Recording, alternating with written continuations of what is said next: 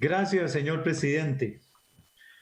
A propósito de este debate, señor ministro, señores senadores, colombianos, colombianas, en mi condición de senador del Partido Maíz, proveniente de raíces indígenas, yo quiero solicitar que se debe tener en cuenta la Declaración de las Naciones Unidas, que habla sobre los derechos de los pueblos indígenas y que dice que esta debe establecerse en el marco de los estándares de protección reforzada frente a la utilización de los territorios indígenas para actividades militares.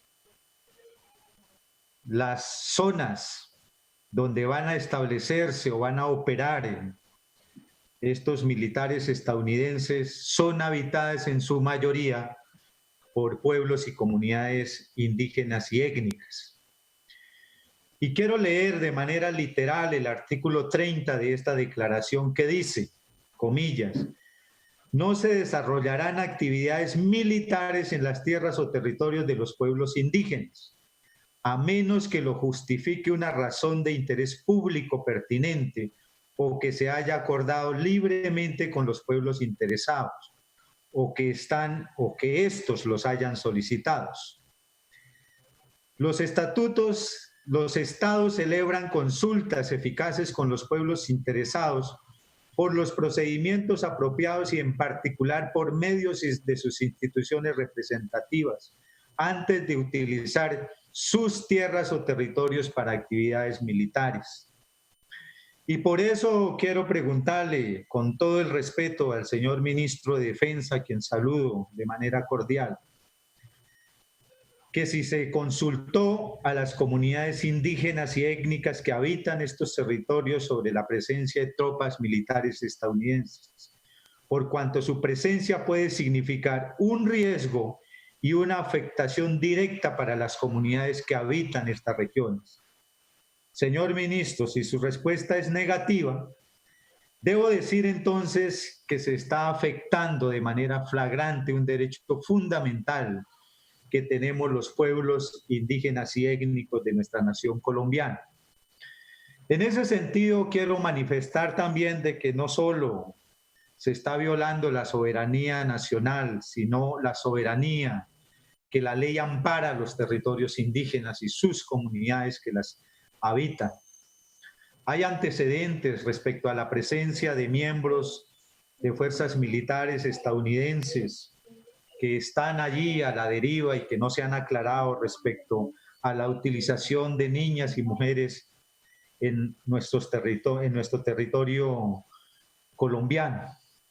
Debo manifestar también de que en estas zonas futuros donde van a llegar a establecerse estas tropas y van a permanecer o van a hacer tránsito, habitan comunidades vulnerables. Como alguien lo dijo, son tropas militares preparados para la guerra, vienen a hacer ese tipo de asesoría. Seguramente se darán confrontaciones en esas zonas, puesto que también hay presencia de grupos armados ilegales, seguridad privada de los narcotraficantes, y nuevamente vamos a quedar en medio del fuego cruzado. Este y otros riesgos son los que estamos manifestando aquí, pero sobre todo que se tenga en cuenta uno de los derechos fundamentales a que nosotros tenemos derechos. Yo remato y finalizo diciendo de que si acabar o controlar o superar el tema del narcotráfico, ¿por qué los Estados Unidos, que es una de las naciones y países que más demandan el clorhidrato de cocaína, no paran su consumo? ¿Por qué se fabrican los precursores químicos que llegan para la fabricación de estos clorhidratos y no hay una acción efectiva si de controlar el narcotráfico se trata?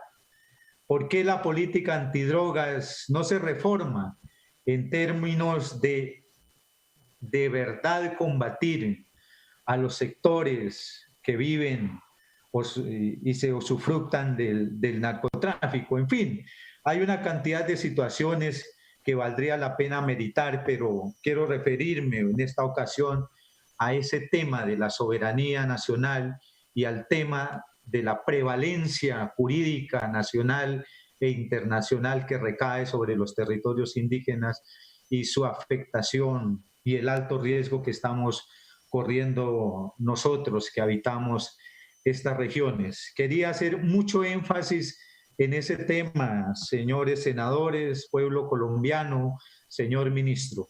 Muchas gracias, señor presidente.